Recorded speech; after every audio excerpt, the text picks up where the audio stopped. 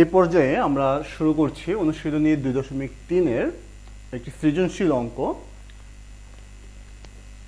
29 নম্বর সৃজনশীল। প্রশ্নটিতে বলা হয়েছে কোনো কাজ আলিফ 20 দিনে এবং খালিদ 30 দিনে করতে পারে। তাদের দৈনিক মজুরি যথাক্রমে 500 টাকা এবং 400 টাকা। তারা একত্রে 3 দিন কাজ করার পর বাকি কাজ খালিদ একা সম্পন্ন করে। প্রশ্নটা আমি আরেকবার বুঝিয়ে বলছি।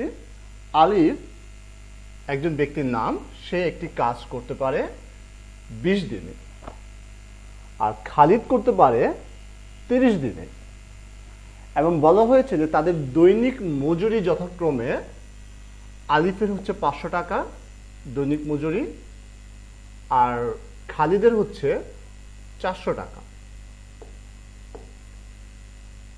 তারা একত্রে 3 দিন কাজ করার পর, অর্থাৎ একসাথে আলিফ এবং খালিদ 3 দিন কাজ করবে, করার পর বাকি কাজটুকু খালিদ একা সম্পন্ন করবে। তার মানে আলিফ 3 দিন কাজ করার পর চলে যাবে এবং বাকি কাজটুকু খালিদ একা সম্পন্ন করবে। যদি এটা হয় তাহলে তোমার কাছে জানতে চাওয়া হয়েছে আলিফ ও খালিদ একদিনে কতটুকু কাজ করতে পারবে, অর্থাৎ তারা দুজন মিলে একদিনে কতটুকু অংশ কাজ করে সেটা বের করতে হবে। খ নম্বরে বলা হয়েছে যে কাজটি কত দিনে শেষ হয়েছিল, অর্থাৎ সম্পূর্ণ কাজটি 3 দিন তো আলিফ এবং খালিদ দুজন মিলে করেছে এবং বাকি কাজ কিন্তু খালিদ একা করেছে। যদি এভাবে কাজ করে তাহলে সম্পূর্ণ কাজটি শেষ করতে কতদিন সময় লাগবে, দিনের পরিমাণ জানতে চাওয়া হয়েছে এখানে। গ নম্বর প্রশ্নে বলা হয়েছে যে যদি প্রত্যেকে আলাদাভাবে কাজটির 16 ভাগের 5 অংশ সম্পন্ন করে তাহলে তাদের প্রাপ্ত মজুরির অনুপাত নির্ণয় করো। অর্থাৎ সম্পূর্ণ কাজের 16 ভাগের 5 অংশ করলো খালিদ আলাদাভাবে, অর্থাৎ 16 ভাগের 5 অংশ খালিদও করবে, আবার 16 ভাগের 5 অংশ আলিফও করবে। যদি এটা করে তাহলে যেই মজুরি হবে সেই মজুরিটা কত, তাদের মজুরির অনুপাতটা কত হবে সেটা বের করতে হবে, অনুপাত নির্ণয় করতে হবে গ নম্বরে। তো শুরু করছি ক নম্বর দিয়ে। ক নম্বরে বলা হয়েছে যে আলিফ এবং খালিদ একদিনে কাজটির কতটুকু কাজ করতে পারে। তো প্রথমে আমরা বের করব যে আলিফ একদিনে কতটুকু কাজ করতে পারে। লক্ষ্য করো প্রশ্নে বলা হয়েছে যে আলিফ 20 দিনে কাজটা করতে পারে। তো এটাকে যদি আমরা একটু ঘুরিয়ে লিখি, আমরা শুরুতেই কাজ কতটুকু সেটা কিন্তু আমরা জানি না, আমরা লিখে নিচ্ছি, ধরি বা মনে করি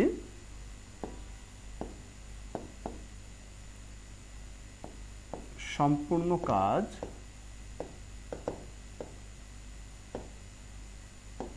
সমান 1 অংশ। তাহলে আলিফ 20 দিনে করে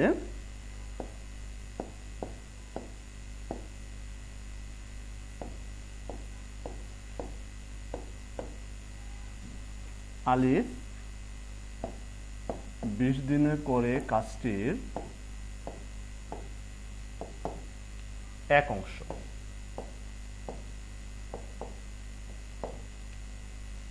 সুতরাং আলিফ একদিনে করে কাজটির, আলিফ একদিনে অবশ্যই কম কাজ করতে পারবে এবং কম কাজ করলে কি হবে, ভাগ হবে। সেজন্য আমরা লিখব 1 ভাগ 20 অংশ। এটা গেল আলিফের ব্যাপারে। এবারে আমরা খালিদেরটা বের করব। আমরা লিখব যে খালিদ করে 30 দিনে। তাহলে খালিদ 30 দিনে করে কাজটির 1 অংশ। সুতরাং খালিদ একদিনে করে কাজটির, খালিদ একদিনে অবশ্যই কম কাজ করবে, আর কম কাজ করলে যেহেতু ভাগ হবে সেহেতু আমরা লিখব যে 1 ভাগ 30 অংশ। তাহলে আলিফ একদিনে কতটুকু করে সেটা পেয়ে গেলাম, খালিদ একদিনে কতটুকু কাজ করে সেটা পেয়ে গেলাম। এবার আমরা এই দুজন একদিনে কত অংশ করে আমরা সেটা বের করব। দুজনের কথা যেহেতু বলা হয়েছে তার মানে আমরা কি করব, দুজনের কাজের অংশটুকু যোগ করব। আমরা লিখব সুতরাং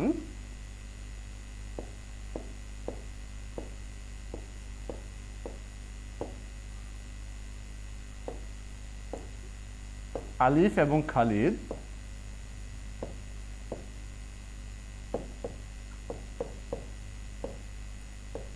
একদিনে করে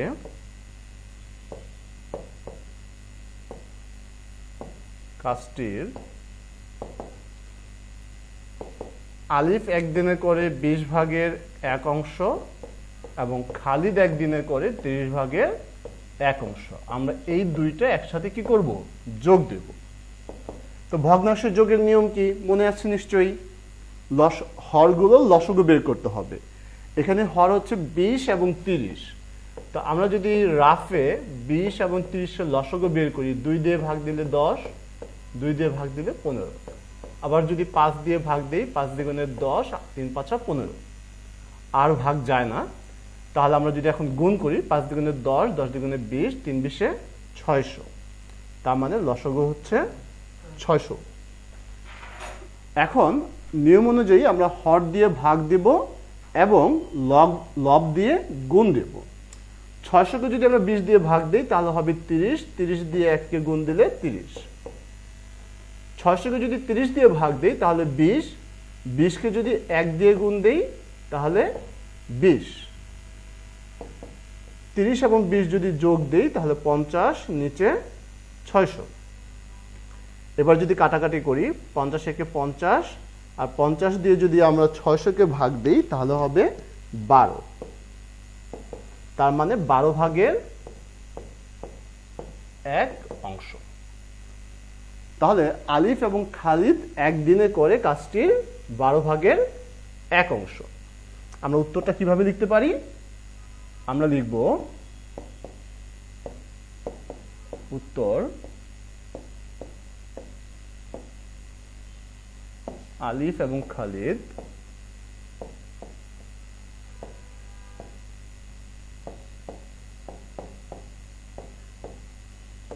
একদিনে করে কাজটির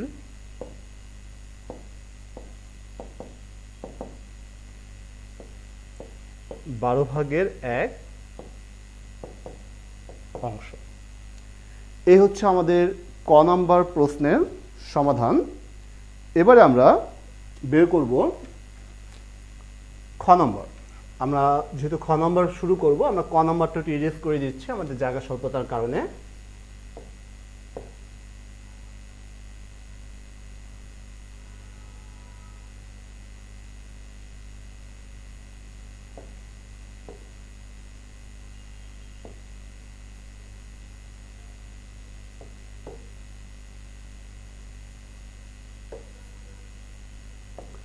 খ নম্বর প্রশ্নে বলা হয়েছে কাজটি কতদিনে শেষ হয়েছিল। তো কাজটা কিভাবে হয়েছিল সেটা একটু ভাবো তো।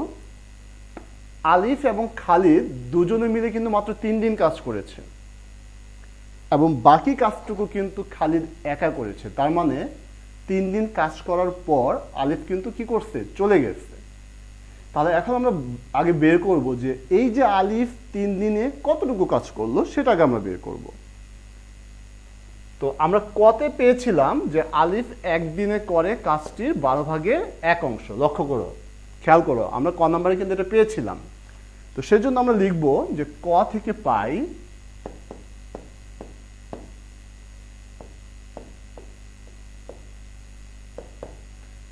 পাই আলিফ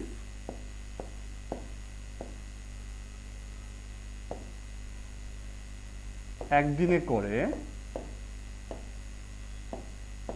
কাজটির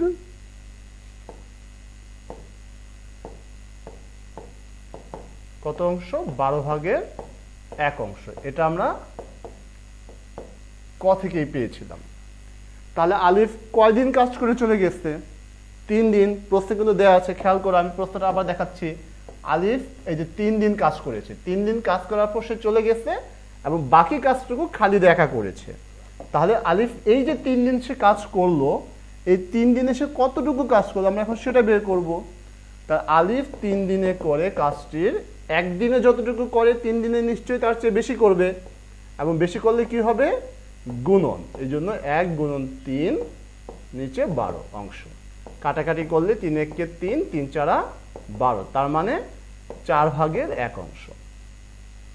তার মানে কি এই যে বাকি যে কাজটুকু রয়েছে 4 ভাগের 3 দিনে যেই অংশটুকু কাজ করলো, এখন যদি আমরা সম্পূর্ণ কাজ থেকে আলিফ যতটুকু কাজ করেছে সেটা যদি আমরা মাইনাস করি, তাহলে যেই কাজটা বাকি থাকবে সেই কাজটা নিশ্চয়ই খালিদ করবে একা। তাহলে আগে আমরা কি করব, কাজ কতটুকু বাকি আছে, আবারও বলছি, আলিফ 3 দিনে যতটুকু অংশ কাজ করেছে সেটা যদি আমরা সম্পূর্ণ কাজ থেকে বিয়োগ দিই, তাহলে কতটুকু অংশ বাকি আছে কাজ আমরা সেটা পাবো। আমরা এখন লিখব, সুতরাং কাজ বাকি থাকে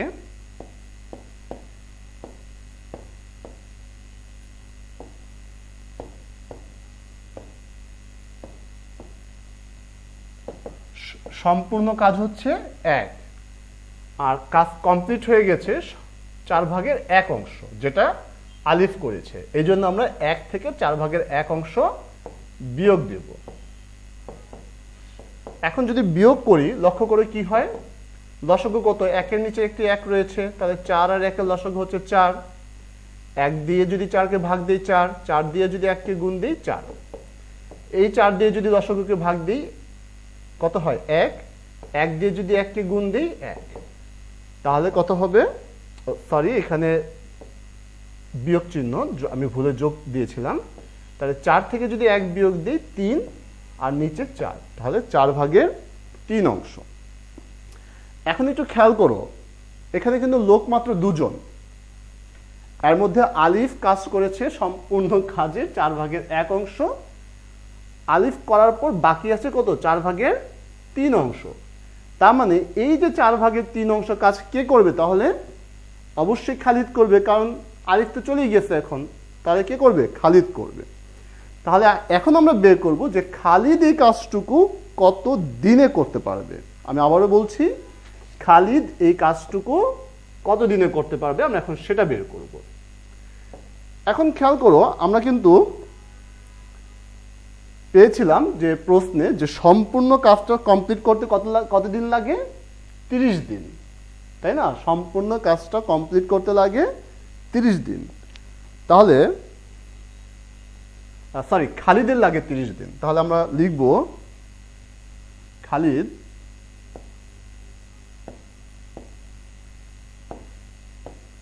একটি কাজ বা 1 অংশ কাজ, আমরা একটি কাজ না দিয়ে আমরা লিখি যে খালিদ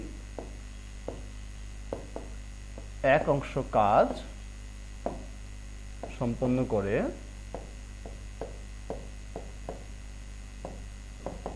কয় দিনে, 30 দিনে। এই ইনফরমেশনটা আমরা কোথায় পেয়েছি, এটা কিন্তু প্রশ্নেই দেয়া আছে যে খালিদ একা একটি কাজ সম্পন্ন করে 30 দিনে। সুতরাং খালিদ 1 অংশ সম্পন্ন করতে যদি ওর 30 দিন সময় লাগে, তাহলে আমাদের কাজ বাকি আছে কত অংশ, 4 ভাগের 3 অংশ।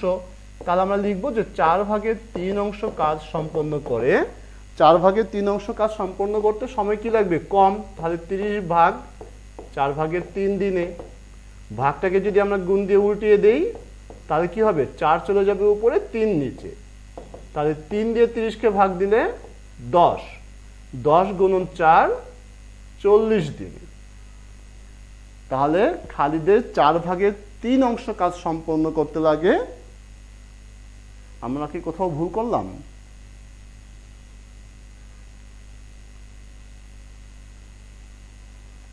একটু ভুল হয়েছে আমাদের যে ভুলটা হয়েছে আমরা একটু ইরেজ করে দিচ্ছি। লক্ষ্য করো, এখানে রয়েছে যে 1 অংশ কাজ সম্পন্ন করতে সময় লাগে 30 দিন, তাহলে 4 ভাগের 3 অংশ সম্পন্ন করতে তো সময় বেশি লাগবে। বেশি লাগলে কি করতে হবে, গুণন, 30 গুণন 4 ভাগের 3 দিনে। এবারে যদি আমরা কাটাকাটি করি, 2 দিয়ে কাটলে 2 দুগুণে 4, 15 দুগুণে 30, তার মানে 3 15 45 ভাগ 2 দিনে। এখন এই যে কাজটা খেয়াল করো, এই যে 45/2 দিন লাগে, এটা কত অংশ কাজ করার জন্য লাগে? 4/3 অংশ। 4/3 অংশ। আর প্রশ্নে যেটা বলা হয়েছে যে তারা কিন্তু আবার একত্রে, অর্থাৎ খালিদ এবং আলিফ একত্রে কিন্তু আবার 3 দিন কাজ করে। তারা একত্রে কাজ করেছে 3 দিন, আর খালিদ একা কাজ করেছে 45/2 দিন। তাহলে টোটাল কত দিন লাগবে?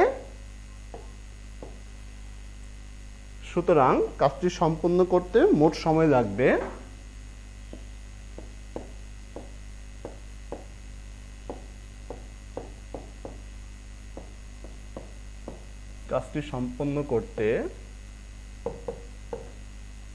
মোট সময় লাগবে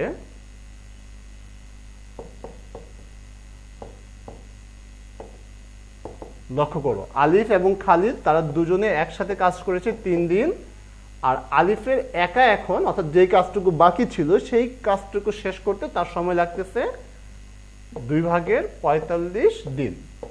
তো আমরা এখন টোটাল সময়টা বের করি। লসাগু হচ্ছে 2, 2 দিয়ে 3কে গুণ দিলে 6, এই হর দিয়ে অর্থাৎ 2 দিয়ে 2কে ভাগ দিলে 1, 1 দিয়ে যদি 45কে গুণ দিই 45, তাহলে 45 আর 6 যদি যোগ দিই 51 ভাগ কত? 2 দিন। এবারে যদি আমরা একটু রাফে দেখি, 2 দিয়ে 51কে ভাগ দেই, 5-এর মধ্যে যাবে 2 বার, 2 দুগুণে 4, 5 থেকে 4 বিয়োগ দিলে 1, নামিয়ে নিয়ে আসলাম এই 1।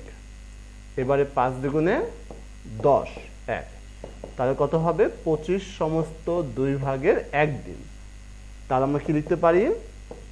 25 সমস্ত 2/1 দিন।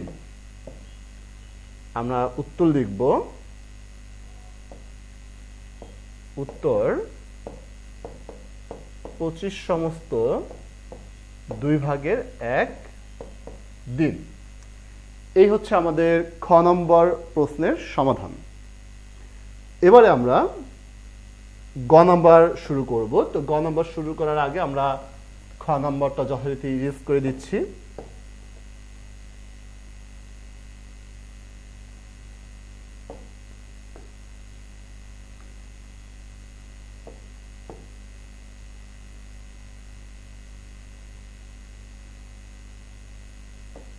ওকে, লক্ষ্য করো গ নাম্বারে কি বলা হয়েছে। গ নাম্বারে বলা হয়েছে যে যদি প্রত্যেকে আলাদাভাবে কাজটির 16/5 অংশ সম্পন্ন করে তাহলে তাদের প্রাপ্ত মজুরির অনুপাত নির্ণয় করো। তাদের অর্থাৎ কে যে আলিফ যত টাকা মজুরি পাবে এবং খালিদ যত টাকা মজুরি পাবে সেই কাজের, তাহলে সেই মজুরিগুলোর অনুপাত আমরা বের করব। তাহলে শুরুতে আমাদের বের করে নিতে হবে যে আলিফ কতদিন কাজ করে এবং সেই দিনের জন্য কতটুকু মজুরি পায়। তাহলে আমরা লিখি গ নাম্বার, আলিফ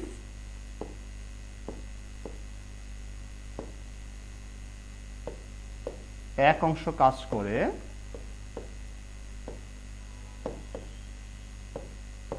কয়দিনে? আলিফ এক অংশ কাজ করে 20 দিন। এখন তাদেরকে কাজ কত অংশ কথা বলা হয়েছে? প্রত্যেকে 16/5 অংশ। আমি আবারও দেখাচ্ছি, প্রত্যেকে কত অংশ কাজ করে? 16/5 অংশ। তাহলে এখন আমরা বের করব যে 16/5 অংশ কাজ সম্পন্ন করতে কতদিন সময় লাগে। 16/5 অংশ কাজ করতে অবশ্যই সময় বেশি লাগবে, এবং বেশি লাগলে কি করতে হবে? গুণ। তাহলে 20 গুণন 16/5 দিনে। আমরা যদি কাটাকাটি করি 4 4 16, 4 5 20, তাহলে 5 5 25/4 দিনে। এখন আমরা বের করব যে এই যে 25/4 দিনে আলিফের মজুরি কত টাকা আসে। আলিফের দৈনিক মজুরি কত? খেয়াল করো, আমরা কিন্তু প্রশ্নে আগেই তোমাদেরকে দেখিয়েছি। আলিফের দৈনিক মজুরি হচ্ছে 500 টাকা। আমি আবারও বলছি, আলিফের দৈনিক মজুরি হচ্ছে 500 টাকা। তার মানে একদিনের মজুরি 500 টাকা। তাহলে 4/25 দিনের মজুরি কত সেটা বের করতে পারবো। আমরা এখন লিখব যে আলিফের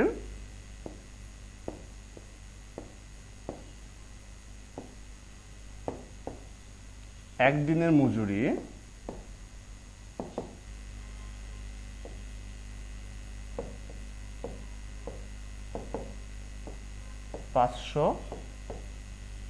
টাকা।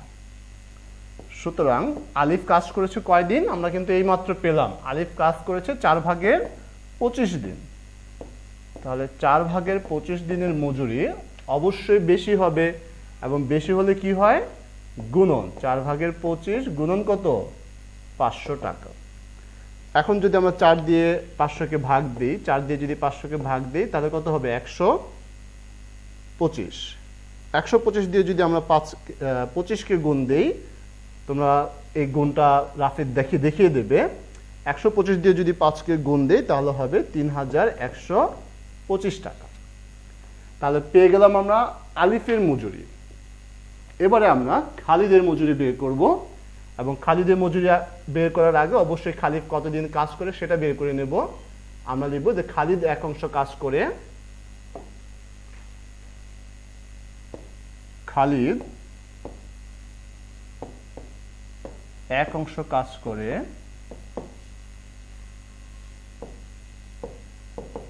কয় দিনে? 30 দিনে।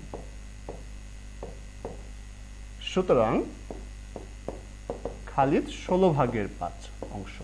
16/5 কেন? কারণ গ নাম্বার প্রশ্নে কিন্তু বলা হয়েছে যে প্রত্যেকে 16/5 অংশ কাজ করে। সেজন্য আমরা এখানে লিখলাম খালিদ 16/5 অংশ কাজ করে। তাহলে অবশ্যই বেশি দিন সময় লাগবে। বেশি লাগলে আমরা কি করব?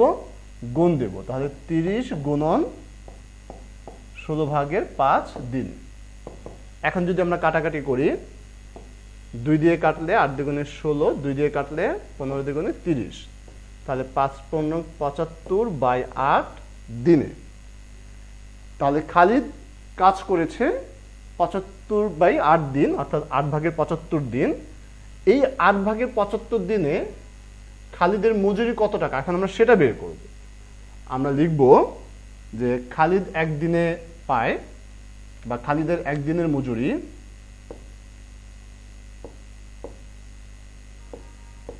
খালিদের একদিনের মজুরি কত টাকা? খালিদের একদিনের মজুরি প্রশ্নে দেয়া আছে 400 টাকা। এখন খালিদ কাজ করেছে কয় দিন? 8/75 দিন। তাহলে আমরা লিখব যে খালিদের 8/75 দিনের মজুরি অবশ্যই বেশি হবে, এবং বেশি হলে কি করতে হয়? গুণ। সেজন্য আমরা লিখব 400 গুণন 8/75 টাকা। এবার যদি আমরা 8 দিয়ে 400-কে ভাগ দিই তাহলে কত হবে? 50। 75 আর 50 যদি গুণ দেই তাহলে হবে 3750 টাকা। তাহলে আমরা পেয়ে গেলাম যে আলিফের মজুরি হচ্ছে 3125, আর খালিদের মজুরি হচ্ছে 3750। এবারে যদি আমরা এই দুটোকে অনুপাত আকারে লিখি, আমরা লিখব উভয়ের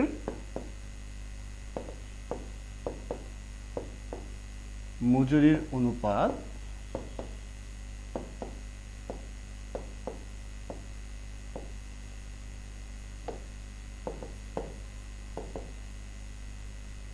3125 অনুপাত 3750। এখন আমরা কি করতে পারি? আমরা এটাকে ভাগ দিতে পারি, ভাগ দিয়ে ছোট করে নিতে পারি। আমরা ছোট করার জন্য একটা ক্যালকুলেটর ইউজ করি। তোমরা চেষ্টা করবে ক্যালকুলেটর ইউজ না করেই করার।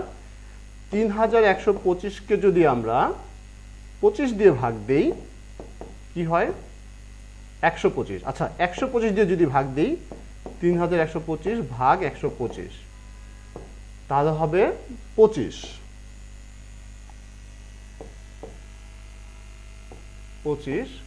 আর 3750-কে যদি আমরা 3750-কে যদি আমরা একই সংখ্যা দিয়ে ভাগ দিই 125 দিয়ে, তাহলে হবে 30। তো আমরা আবার যদি ভাগ দিই 5 দিয়ে, 5 আর এটা কত আসে? 6। 5:6। তাহলে উত্তর কত? উত্তর হচ্ছে 5:6। তো শেষ হয়ে গেল আমাদের এই অধ্যায়ের অর্থাৎ এই অনুশীলনের যে সৃজনশীল অঙ্কটি রয়েছে সেটি অঙ্কটি ভালোভাবে বুঝে না থাকলে আমি তোমাদেরকে অনুরোধ করব যে অঙ্কটি আরও একবার প্রথম থেকে দেখো এবং স্কিপ না করে দেখো। কোনো কিছু যদি তুমি স্কিপ করে যাও তাহলে কিন্তু অঙ্কটি ভালোভাবে বুঝতে পারবে না। ধন্যবাদ তোমাদের সবাইকে।